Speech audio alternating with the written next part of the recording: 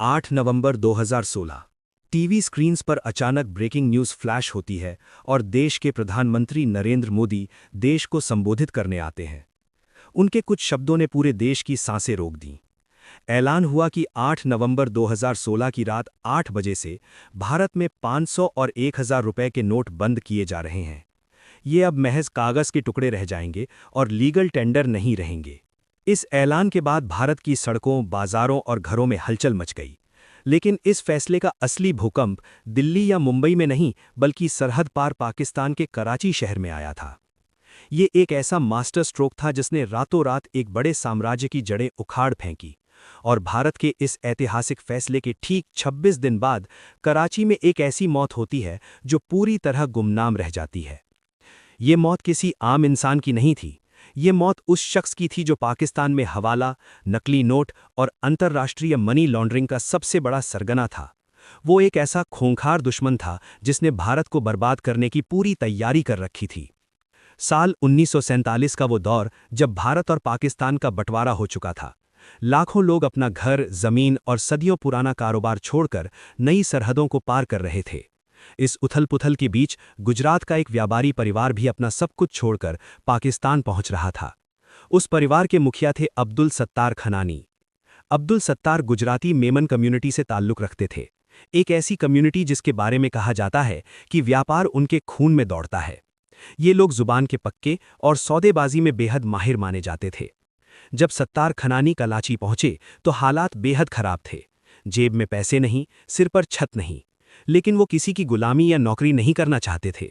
उन्होंने कराची के Bolton market में फुटपाथ पर एक छोटी सी चलती फिरती करेंसी एक्सचेंज की दुकान खोल ली। लोग दूसरे देशों की करेंसी लेकर आते और वो उन्हें पाकिस्तानी नोट थमा देते। धीरे धीरे इसी से उनकी रोजी रोटी चलने लगी। 2 मई 1961 सत्तार खनानी के घर जुड़वा बेटों ने जन्म लिया। एक का नाम रखा गया जावेद और दूसरे का अल्ताफ। दोनों बड़े होने पर पिता के बिजनेस में जुड़ गए। उन्होंने फॉरेन करेंसी के इस कारोबार को इतनी गहराई से समझा कि 1980 के दशक की शुरुआत तक दोनों भाइयों ने पिता का पूरा बिजनेस अपने हाथों में ले लिया था। उसी समय कराची के व्यापारिक गलियारों में एक और नाम तेजी से उभर रहा था, हनीफ कालिया। हनीफ का काम भी करेंसी के इर्द गिर्द था, लेकिन उसका तरीका अलग था। वो प्राइस बॉन्ड ट्रेडिंग करता था। पाकिस्तान सरकार की एक स्कीम में लोग फिक्स्ड प्राइस बॉन्ड खरीदते थे। उस पर ब्याज नहीं मिलता था, लेकिन लकी ड्रॉ के जरिए बड़ा इनाम जीतने का मौका होता था। हनीफ जैसे चतुर ट्रेडर लकी ड्रॉ से पहले बाजार में अफवाह फैला देते कि किस नंबर के बॉन्ड पर इनाम जीतने के चांस सबसे ज्यादा है, और वो बॉन्ड उनके पास ही होता था। इस चालाकी से हनीफ ने अच्छी खासी दौलत कमा ली।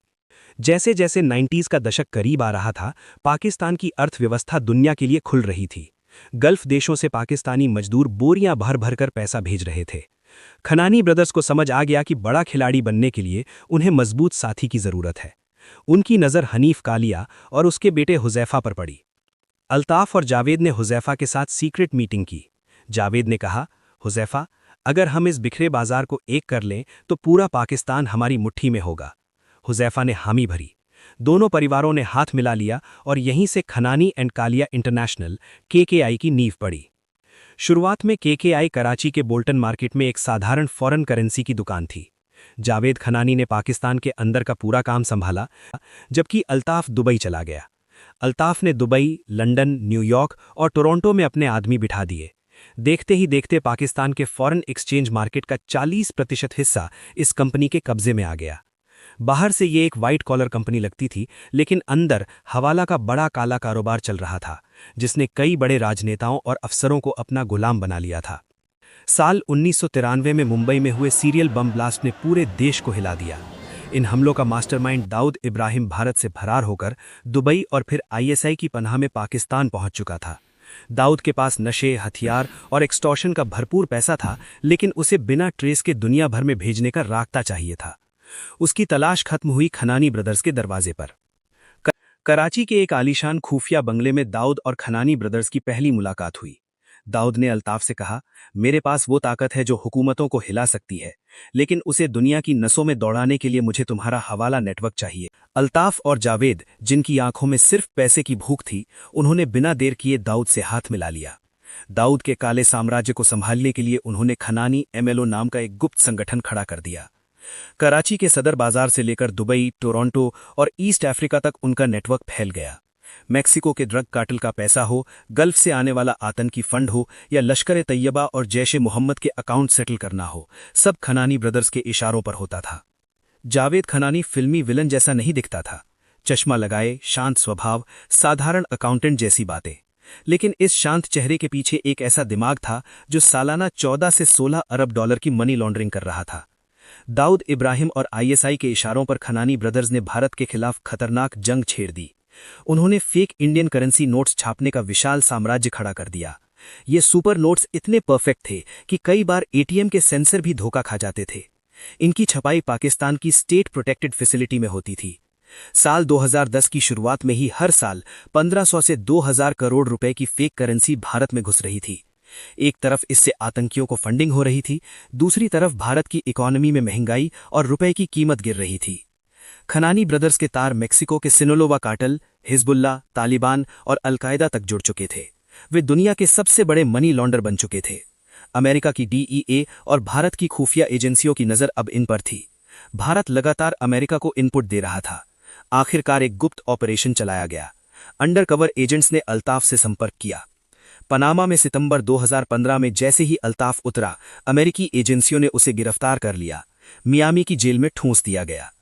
8 नवंबर 2016 को प्रधानमंत्री मोदी ने नोटबंदी का ऐलान कर दिया। जावेद खनानी के गोदामों में पड़े हजारों करोड़ के जाली नोट एक झटके में रद्दी के कागज बन गए। नोटबंदी के 26 दिन बाद 4 दिसंबर 2016 को जावेद खनानी कराची की मोहम्मद अली जौहर सोसाइटी में स्थित साइमा टावर की 8वीं मंजिल पर पहुंचा। अचानक एक जोरदार चीख और भारी चीज के गिरने की आवाज आई। जमीन पर खून से लथपथ जावेद खनानी पड़ा था।